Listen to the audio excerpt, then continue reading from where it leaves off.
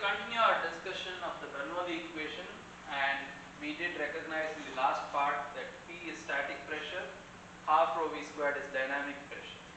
And for instances where there are no significant height changes, like for example, if Z is about a constant, which is typically true for mechanical engineering applications, like if you are thinking pipe flow that's not too huge, then you could have all of them happen on the top of a table, or maybe in the same floor, or in a situation where the height change is not significant. So we often do not include this term here because Z is a constant. In that case, you have P plus half rho V squared being a constant. I'm going to think about what does this P plus half rho V squared actually represent. Now I told you that P is static pressure, okay, static pressure that arises due to random motion of fluid molecules. It arises due to random motion of fluid molecules, and half rho V squared is the dynamic pressure due to bulk motion of the fluid. Due to bulk motion of the fluid. Now they are both pressures, okay, which you can think of if you think of the term half mv squared. This is kinetic energy, which is unit of joules. Okay, if you take half mv squared, you can write mass as density times volume times velocity squared. This is also kinetic energy. And instead of writing kinetic energy, if I write kinetic energy per unit volume of fluid, that would be half rho V squared. That is, I am saying practically, every meter cube of the fluid has half rho V squared amount of energy in it due to its motion. Every meter cube has, or every unit volume has, half rho V squared amount of kinetic energy associated with the motion. Okay, now think about that. So you have pressure. You can also think of pressure P, okay, the static pressure P. It's the amount of thermal energy per unit volume. And what do I mean by thermal energy? If you took thermodynamics last time, what we saw as thermal energy is really kinetic energy of the molecules due to their random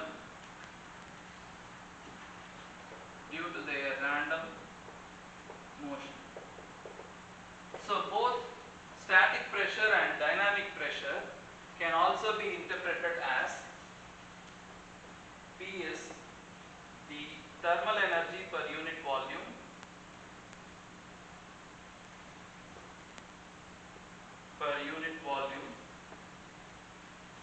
and half rho V squared is the kinetic energy per unit volume. It's the kinetic energy per unit volume. Okay.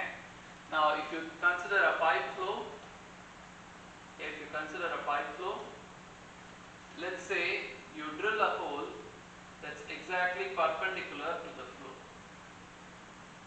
So here is a flow. I am considering at this point, call it P.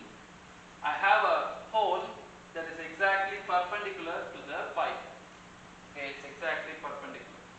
If the fluid at this velocity, if the fluid at this point has a speed of v, okay, it has a speed of v, then corresponding to v, the dynamic pressure is half rho V squared.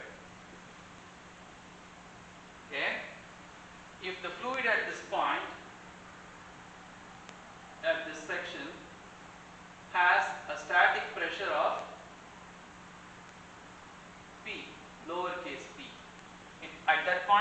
static pressure of P and it has a velocity of V, you have the dynamic pressure of half rho V squared. Now we do know that if you go along the streamline, you can apply the Bernoulli equation, that is the streamwise form. But at this section, I am going to invoke the normal form of the Bernoulli equation. Okay, I am going to make some space here.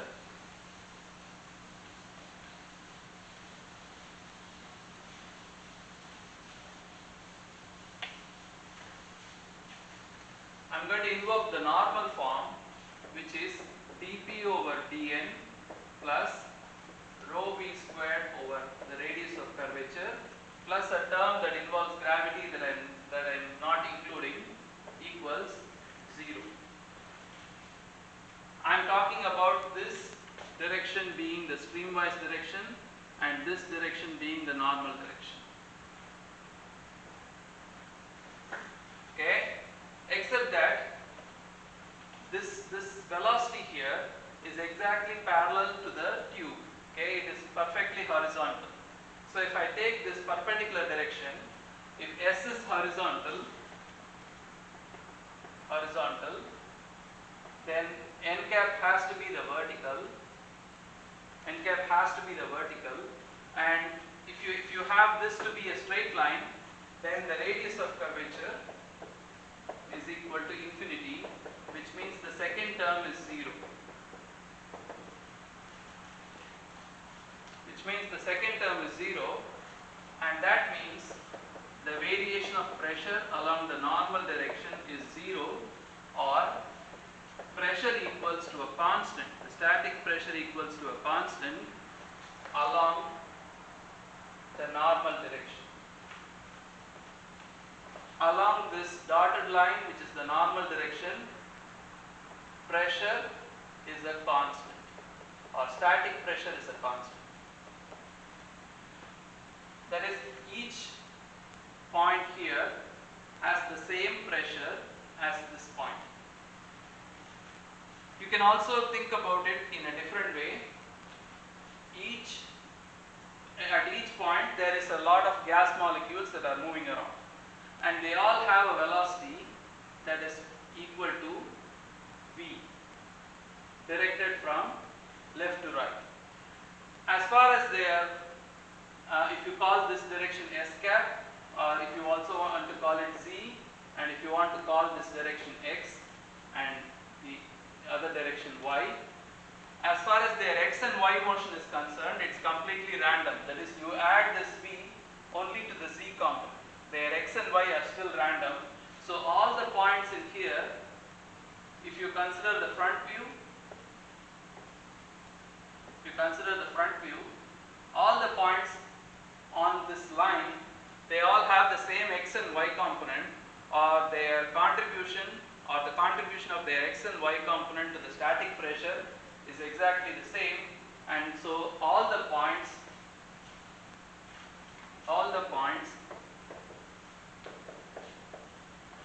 along the dotted line have the same static pressure, and all the at this point V, or at all the points that have the same velocity V, they have the dynamic pressure half rho V squared. Okay. Now suppose I put a tube in here and I have a 90-degree turn.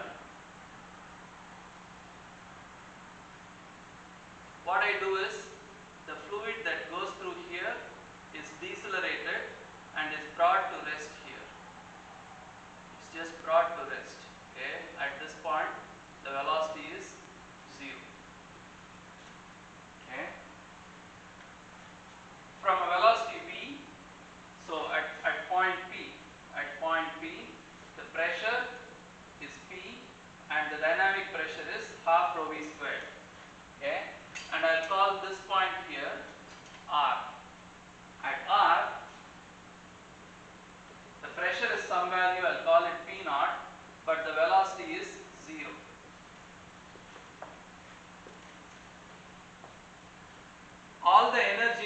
fluid had due to the bulk motion and the random motion at P has been converted to random motion at R. That is, they went from a group of molecules that had an energy of half rho v squared at this point P. All that energy was redistributed into their random components. So what happens is this P naught is increased energy of molecules in their random motion.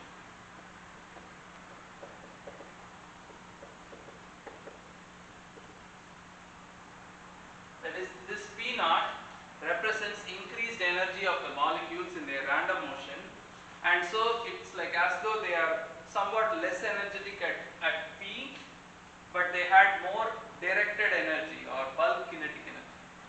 At R, they are more energetic, they are more random, but they are not going anywhere. All their extra energy that came from half rho v squared is being converted into random motion when they are at R.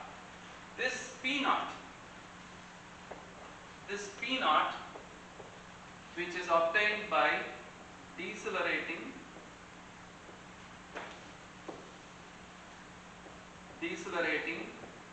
the fluid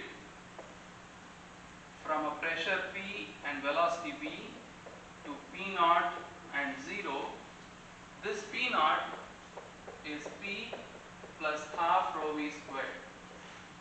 That is, if I apply the Bernoulli equation along the streamline, if I consider this streamline here that runs all the way through to the top, okay, I have P plus half rho v squared equals to a constant, and that is equal to that constant. The value of the constant is not important. What I have is P plus half rho v squared equals P naught, that is obtained by deceleration or stagnation, and so P naught is called the stagnation or total pressure. It is the total kinetic energy per unit volume of the fluid. It takes all the motion that is random and all the motion that was bulk and converts them into random motion, and we call that stagnation pressure. So at any given point, pressure is P, velocity is V, the stagnation pressure is P plus half rho v squared. It is not in reference to a reality where you actually decelerate the fluid. You don't need to decelerate the fluid in order to calculate its stagnation pressure. You can assume that a fluid that is at this point, if decelerated isentropically, a fluid at a given point with static pressure P and velocity v, a fluid at a given point, if decelerated to rest isentropically. You know what is isentropic means? It means you do this without any losses or heat transfer or irreversibilities. Isentropically, a fluid at a given point, if decelerated to rest isentropically, leads to it acquiring the stagnation pressure.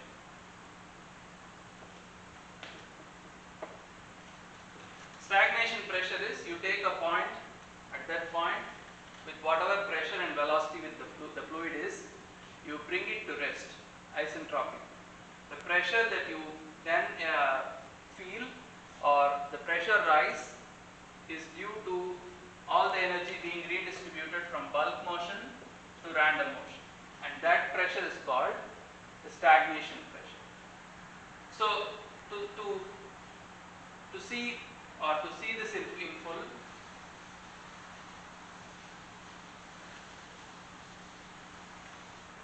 we have P plus half rho V squared equals P naught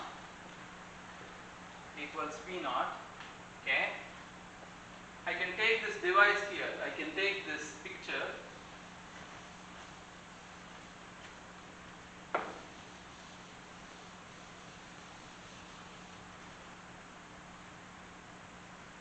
Okay. Let's say I drill a hole that's exactly perpendicular.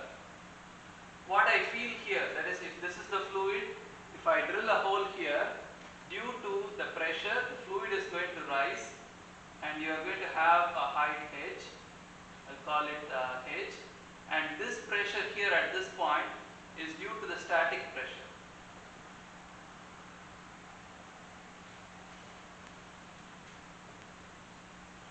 Is due to static pressure. I told you that all the points along this vertical will have the same static pressure. And the static pressure we will call it P. Some distance downstream, if I have a tube that is used to decelerate the fluid,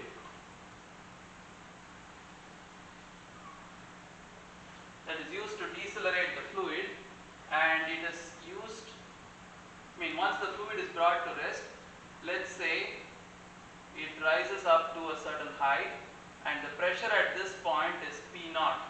It is the stagnation pressure, and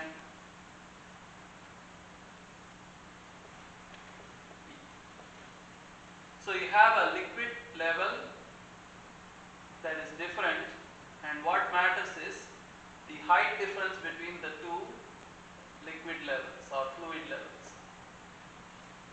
If you think of if you think of this for a liquid for a second, the pressure will rise to two different levels because P naught is higher than P. Will have this increase higher, and the difference between P naught and P would be the density of the fluid times G times H.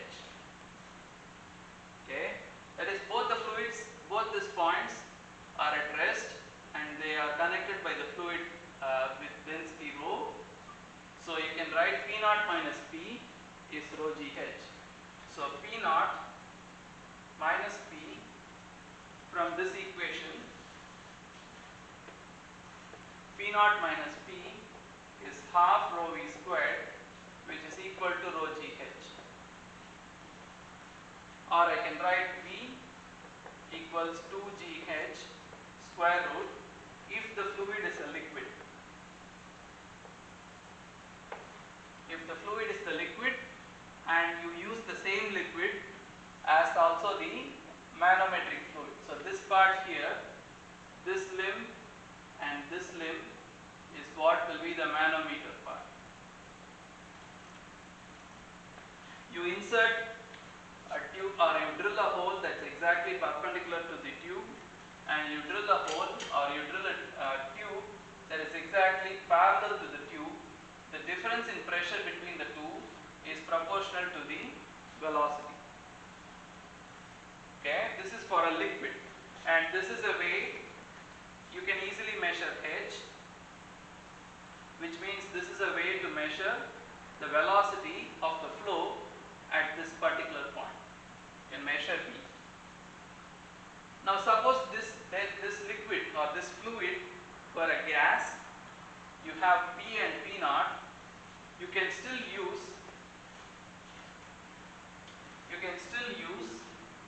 the same equation, P naught minus P equals rho. Instead of the same fluid, we are going to use a gauge fluid times G times H. That is, in here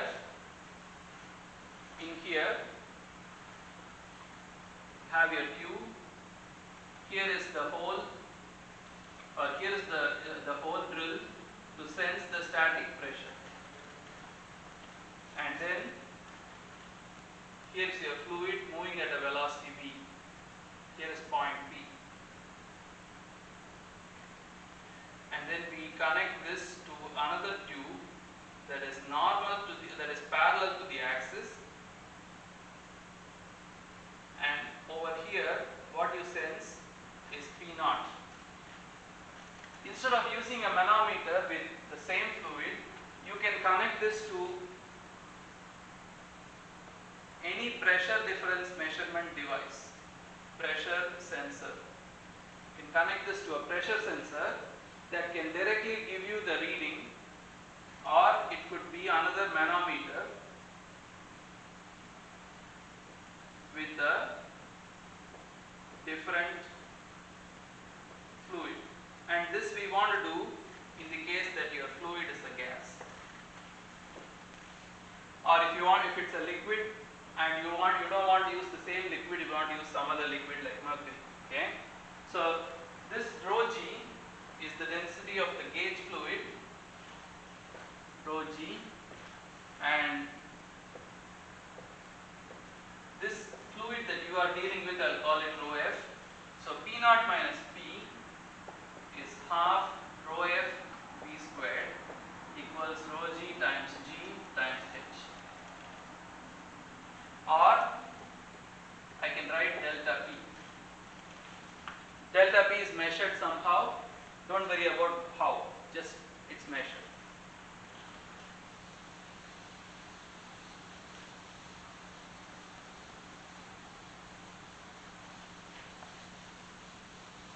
So I'm going to take V equals 2 rho g over rho f, g times delta H square root. That's one way to write the equation. The other way is 2 delta P divided by rho f square. So this will be an equation to calculate velocity if delta P or rho g g h is measured. And this device is called a pitot-static tube, used for velocity measurement.